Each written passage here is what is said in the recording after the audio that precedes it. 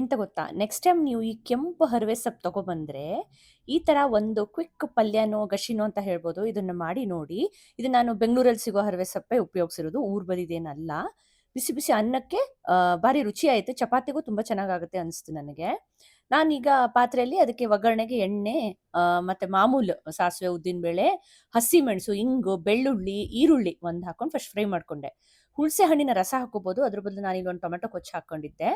ಕಡೆಗೆ ಈ ಕೆಂಪು ಹರವೆ ಸೊಪ್ಪನ್ನ ಚಂದ ಮಾಡಿ ಕಟ್ ಮಾಡ್ಕೊಂಡು ಈ ತರ ಫ್ರೈ ಮಾಡೋಕೆ ಇಟ್ಕೊಂಡೆ. ಸೊ ಬೇಳೆಗೆ ಎಂತ ಮಾಡಿದೆ ಅಂದ್ರೆ ಒಂದು ಚೂರೇ ಚೂರು ಕೆಂಪು ಹೆಸರು ಬೇಳೆನ ಒಂದು ಅರ್ಧ ಕಪ್ ಬೇಳೆನ ಒಂಚೂರು 10 ಮಿನಿಟ್ಸ್ ನೆನೆಸಿಟ್ಟಿದ್ದೆ. ಅದನ್ನ ಇದಕ್ಕೆ ಹಾಕಿದೆ ಬೇಳೆ, ಆಯ್ತಾ. ಆಮೇಲೆ ಎಲ್ಲದನ್ನು ಫ್ರೈ ಮಾಡಿದೆ ಎಣ್ಣೆಲೆ ಸ್ವಲ್ಪ ಹೊತ್ತು. ಕಡೆಗೆ ಒಂಚೂರು ಉಪ್ಪು ಹಾಕೊಂಡು ಸ್ವಲ್ಪ ಕುಕ್ ಆಗ್ಬೇಕಲ್ಲ ಬೇಳೆ ಮತ್ತೆ ಪಲ್ಯ. ಸೊ ಅದಕ್ಕೆ ಸೊಪ್ಪು ಕುಕ್ ಆಗ್ಲಿ ಅಂತ ಅದನ್ನ ನೀರು ಹಾಕೊಂಡೆ.